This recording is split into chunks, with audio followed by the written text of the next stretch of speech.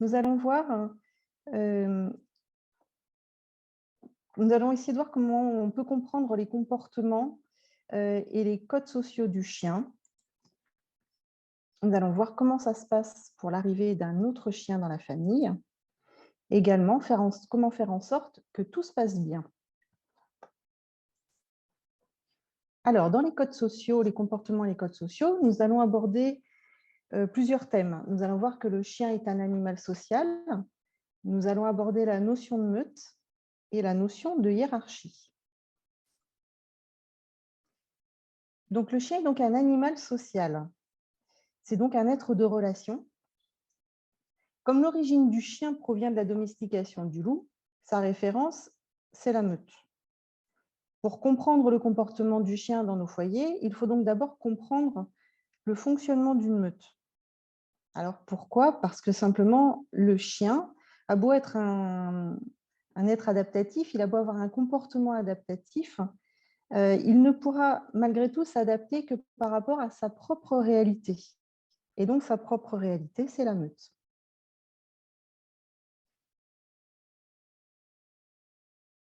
C'est bien uniquement ce qu'il a appris de sa mère et qui découle de son appartenance à son espèce qu'il va pouvoir comprendre et interpréter.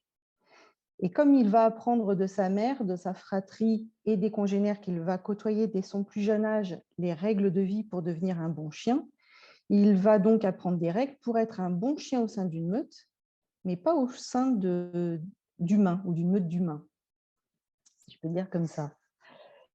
Donc, la meute est donc sa seule référence. Et donc, toute sa vie, il va chercher à interpréter nos règles de vie d'humain par rapport au fonctionnement de la meute. Il lui sera impossible de faire autrement, puisque c'est tout ce qu'il aura appris.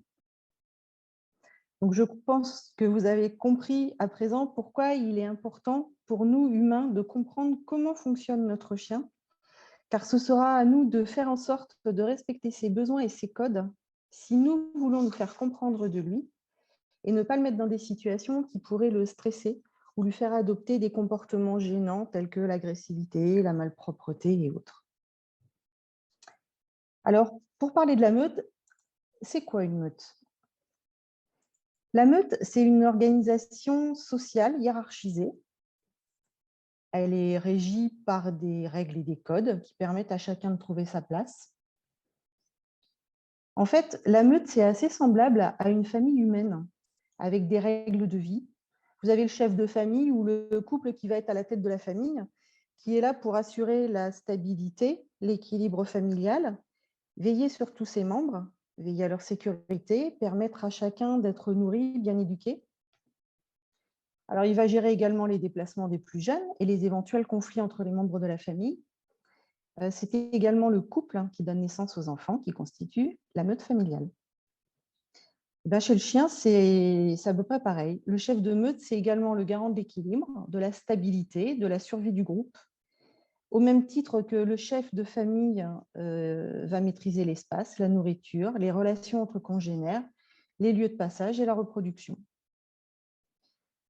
En fait, le chien, pour évoluer et grandir en sécurité, il a besoin de savoir qui est le chef, entre guillemets, en tout cas, qui est son référent, en qui il peut avoir confiance. Et donc, le référent de la meute,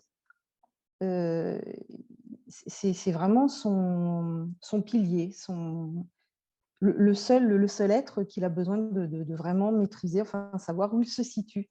Donc, en fait, en grandissant, il a besoin de savoir quelle place il va occuper dans cette meute. C'est-à-dire que suivant son caractère, il va être plus ou moins en haut de la pyramide. Donc, il va être plus ou moins leader. Voilà. S'il est plutôt en haut de la pyramide, il sera leader. S'il est plutôt en bas, il sera suiveur. Mais en tout cas, ça ne lui donnera pas les mêmes privilèges, donc c'est important qu'il sache où il en est. Donc, il ne peut pas évoluer au sein de la meute si sa place n'est pas clairement définie et établie. Pour lui, c'est une question de survie. Si je vais prendre l'exemple de la nourriture. Dans une meute classique de loup ou de chien, c'est le chef de meute qui va avoir accès en priorité à la nourriture et aux meilleurs morceaux. Tout simplement parce que c'est le garant du groupe, c'est celui qui assure la reproduction, et il doit donc être en bonne santé et bien nourri. C'est logique donc que le chef de meute ait ce privilège. Par contre, en contrepartie, il a aussi des responsabilités, notamment la responsabilité du groupe.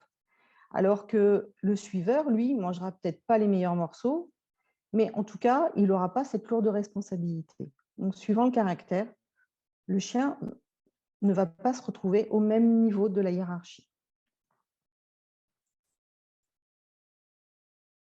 Donc, vous l'aurez compris, le chien accorde beaucoup d'importance et d'attention à la notion de hiérarchie, d'autant que par nature, il cherchera toujours à agir en évitant le conflit. Et c'est pour toutes ces raisons qu'il a besoin de savoir où il se situe, il a besoin de connaître sa place pour être serein et en sécurité. Alors pourquoi il est important de connaître et de respecter la notion de hiérarchie entre chiens? Eh bien, à partir du moment où vous avez 2 chiens, c'est une meute. Du coup, un ordre hiérarchique va s'établir dans leur relation et nous devrons respecter cet ordre parce que si nous ne le faisons pas, nous allons créer des conflits entre eux. Et quand on reprend la nourriture, ce sera par exemple de donner à manger à celui qui est plutôt leader en premier pour éviter les risques de bagarre. Et contrairement à l'humain, vous avez vu s'afficher que par rapport à un même individu, le chien il est soit leader, soit suiveur, ce qui n'est pas le cas chez l'humain. Je prends l'exemple, pour que ce soit plus parlant, vous allez avoir 2 personnes qui, par exemple, vivent sous le même toit et travaillent aussi ensemble. On va les appeler X et Y. Eh bien, vous pouvez très bien avoir X hein, qui va être comment dire, le supérieur hiérarchique de Y, et donc Y va respecter cet ordre hiérarchique dans l'entreprise. Et puis à la maison, c'est plutôt Y qui va être, lui, le leader de l'organisation de la maison. Et c'est X qui sera plutôt suiveur et qui va plutôt être OK avec ce que Y va lui proposer en termes d'animation dans la maison ou d'organisation. Et bien, chez le chien, ça ne se passe pas du tout comme ça. Par rapport à un même individu, si l'un des deux est leader, il le sera, peu importe la situation. Il n'est pas capable de faire la distinction entre un moment je suis leader, un moment je suis suiveur.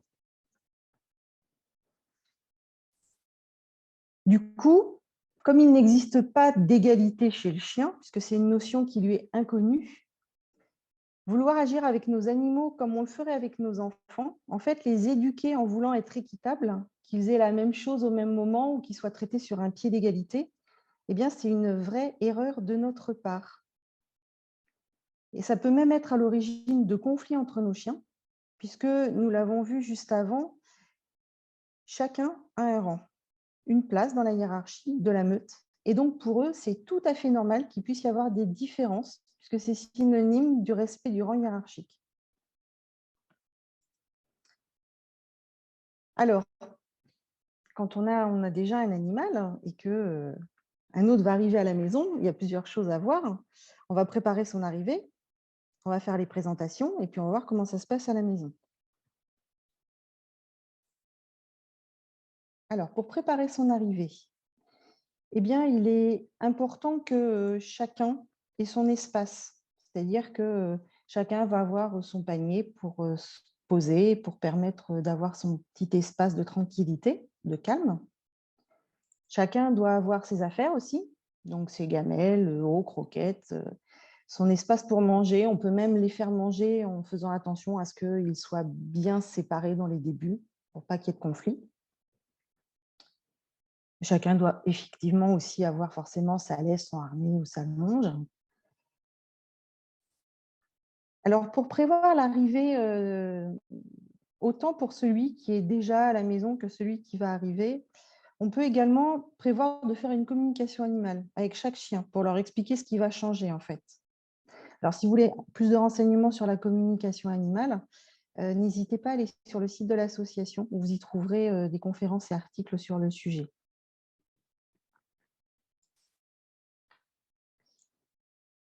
Alors, pour l'arrivée, on va faire les présentations. Alors, le moment des présentations, c'est un moment qui est important, et notamment pour le premier contact. qui est plutôt à privilégier dans un endroit neutre et sécurisé, style un parc ou un jardin. En fait, le but, c'est que votre chien ne se considère pas comme chez lui et donc il n'y ait pas de notion de territoire et de conflit lié à cette notion. Dans l'idéal, c'est de le faire en liberté plutôt qu'en laisse, afin qu'il ne se sente pas retenu ou acculé, ce qui pourrait provoquer une réaction agressive par inconfort.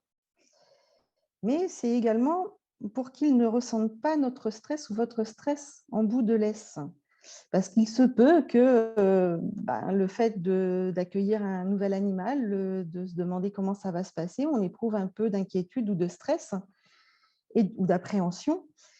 Et du coup, lors des rencontres ou de la première rencontre, en fait, qu'est-ce qu'on va faire si on a une petite réticence? Le premier réflexe, si on a peur ou si on a peur que le chien, si un chiot, que notre gros chien est sur le petit chiot, on va tirer sur la laisse. C'est le premier réflexe, c'est un réflexe humain. Sauf que la laisse, c'est le lien qui nous relie à notre chien et par lequel nous transmettons, sans le vouloir, des informations sur notre état émotionnel. Donc, pour le mettre dans les meilleures conditions possibles, nous allons couper ce lien en le laissant apprécier ce moment de rencontre en toute liberté. Donc, on peut le faire sous forme de promenade, de manière à être dans le mouvement, à initier un mouvement, à les voir jouer, à permettre aux chiens d'interagir dans la détente. Et puis, leur permettre aussi de ne pas focaliser que l'un sur l'autre. Voilà, ils vont pouvoir aller et venir, ils vont se sentir à droite, à gauche, ils vont se découvrir, ils vont se sentir petit à petit, ils vont repartir. Enfin, bon, voilà. Ça va permettre une mise en contact en douceur à leur rythme. Et si c'est possible, c'est de les faire se rencontrer plusieurs fois, en fait, avant l'arrivée définitive. À la maison. Alors, à la maison, il peut y avoir plusieurs cas de figure. Donc, là, je reprends toujours l'exemple avec 2 chiens, mais s'il y en a 3 ou plus, les bases sont les mêmes, en fait. Mais bon, je vais rester sur 2 chiens pour le moment. Si vous adoptez un chiot et que vous avez déjà un chiot à la maison, la cohabitation devrait se passer assez facilement. Et voilà, parce que assez souple, ça doit être assez souple, parce qu'en fait, les chiots sont plutôt dans le jeu, dans l'amusement, il n'y a pas encore de notion vraiment de hiérarchie. Donc, bon, néanmoins, si vous observez des comportements agressifs répétés et des changements de comportement, forcément, il ne faudra pas laisser la situation s'envenimer.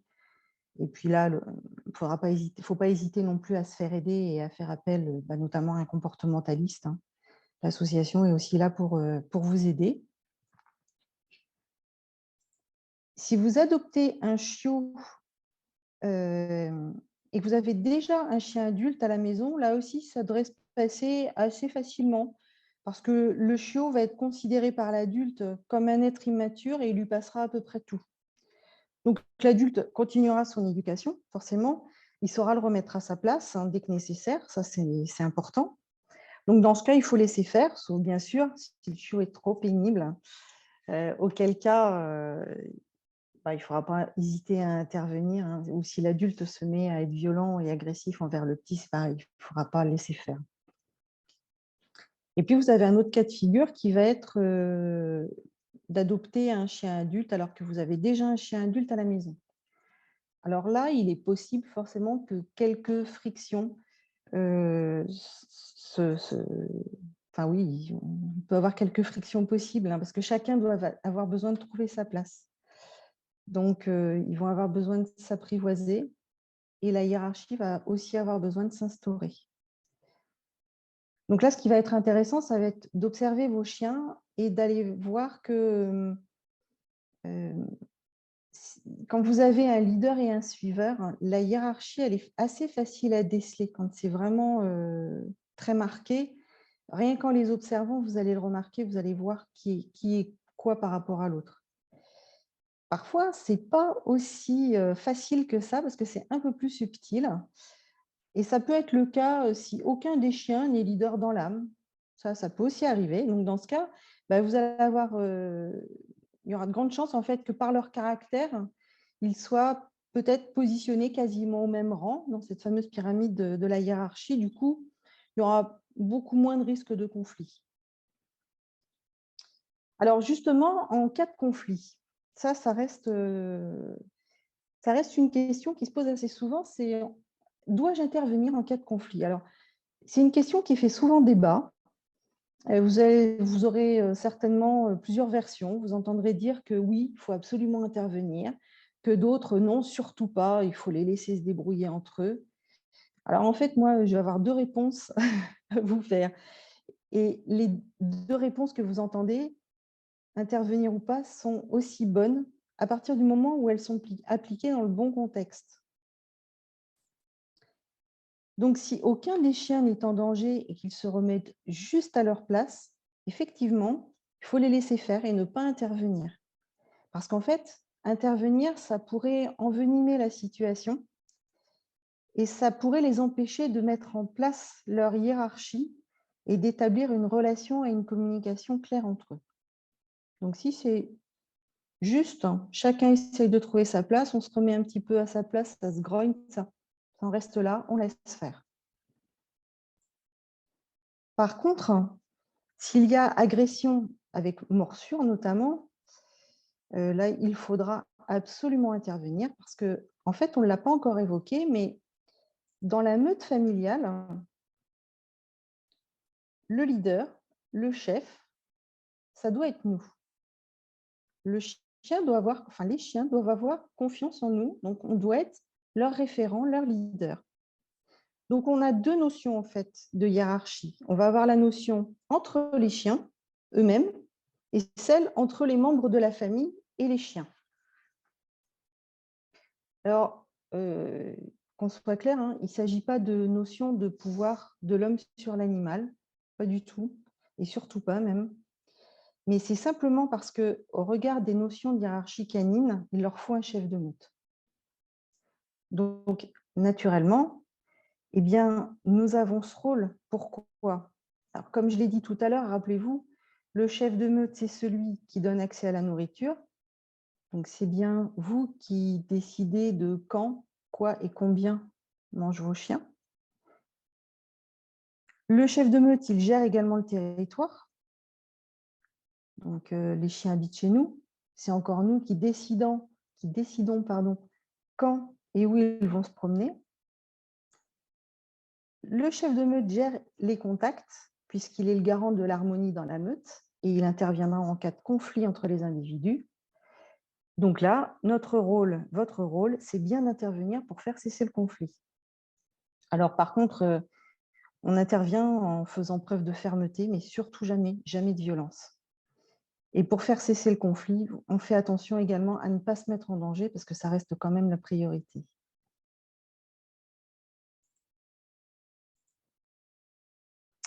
Alors, comment faire en sorte que tout se passe bien?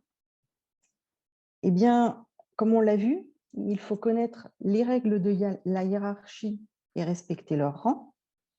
Il faut répondre à leurs besoins et puis après, on a d'autres possibilités également dont on va parler. Alors, connaître les règles de la hiérarchie et respecter leur rang. Donc, comme nous venons de le voir, il est indispensable de connaître ces règles afin de ne pas créer de conflit entre nos chiens. On fait d'ailleurs assez souvent une erreur qui est de vouloir privilégier le plus ancien ou le chiot qui vient d'arriver. Or, il est préférable de prendre le temps de les observer dans leur relation et toujours de privilégier celui qui a la position hiérarchique la plus élevée pour pouvoir respecter leur hiérarchie. Donc, c'est à nous de nous adapter et de les respecter en fonction de leur rang. Il va également falloir répondre à leurs besoins. Ils vont avoir des besoins physiques, parce que même si nos chiens vont se tenir compagnie, qu'ils vont jouer ensemble la journée, ça va leur permettre effectivement de trouver un peu moins le temps long en notre absence. Mais pour autant, les laisser seuls toute la journée, il ne faut pas s'imaginer que ça va leur suffire juste de jouer ensemble en notre absence. Ou peut-être même vous allez les laisser dans le jardin en vous disant, «Bon, bah, c'est bon, ils vont se défouler toute la journée, ça va combler leurs besoins». En fait, pas du tout. Un chien, il a besoin de sortir de son environnement, de son quotidien. On a un exemple, on l'a vécu, hein, on a vécu un confinement et au bout d'un moment, on a vu à quel point c'était difficile d'être isolé socialement et de ne pas avoir de stimuli extérieurs. Alors oui, il est sorti dans le jardin, effectivement, ça va permettre de répondre en partie à leurs besoins de dépenses physiques, mais il reste indispensable pour eux de les sortir de leur environnement quotidien, pardon, et de leur faire de vraies promenades. Pourquoi? Eh bien parce que le chien a besoin effectivement de se dépenser physiquement, bien entendu, mais pas que. Il a aussi besoin d'être stimulé mentalement et la promenade répond à ce besoin en lui permettant d'utiliser sa truffe, de renifler, de sentir de nouvelles odeurs. D'ailleurs, vous remarquez que quand vous le promenez, il passe 90% de son temps à renifler à droite à gauche durant la promenade. En fait, c'est sa façon de capter et d'identifier ce qui se passe dans son environnement, en fait, de lire ses messages et les messages de ses congénères, surtout que ses congénères laissent. Si vous ne le sortez pas, je vais faire un rapport, vous allez vite comprendre. Euh, Si vous ne le sortez pas, c'est un peu comme si vous receviez tout le temps le même SMS.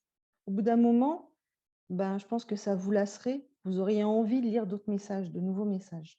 Ben, pour le chien, c'est pareil. Et puis, c'est également indispensable pour leur permettre de rencontrer des copains, puisque, rappelez-vous, le chien est un animal social, un être de relation. Et ça leur permet également d'être confrontés à des bruits, des situations nouvelles, qui leur permettent d'avoir une bonne socialisation pour leur permettre d'être bien dans leur petite patoune et dans leur tête. Alors, il ne faut pas oublier également que la sortie, c'est un moment idéal pour créer du lien avec vos chiens. Donc, il sera important de prévoir des sorties avec tous vos chiens en même temps, mais également avec chacun d'entre eux pour pouvoir avoir un moment privilégié avec chacun.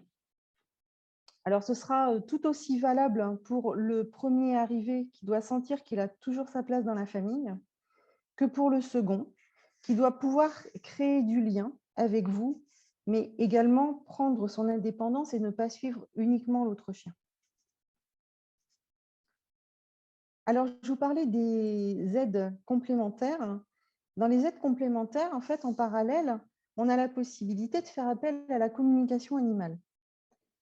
Alors, la communication animale, elle peut servir à expliquer à votre chien qu'un autre chien va intégrer la famille, que vous souhaitez que tout se passe bien entre eux, également le rassurer en lui expliquant qu'il ne perdra pas sa place auprès de vous, mais qu'il va plutôt gagner un copain ou une copine de jeu. Donc, c'est plutôt sympa. Elle pourra également être utile en cas de conflit entre vos chiens pour comprendre de leur point de vue la situation et vous permettre de mettre en place des solutions pour que le conflit cesse. Et puis, on a d'autres outils tels que les fleurs de bac pour apaiser l'émotionnel, qui pourraient être également nécessaires pour aider votre animal à mieux comprendre certaines situations. Si par exemple le chien est stressé par les changements ou a du mal à trouver sa nouvelle place.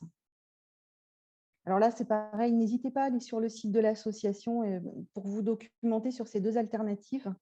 Vous y trouverez des conférences, des articles très bien faits pour vous permettre de découvrir ou de mieux comprendre leur intérêt et leur fonctionnement.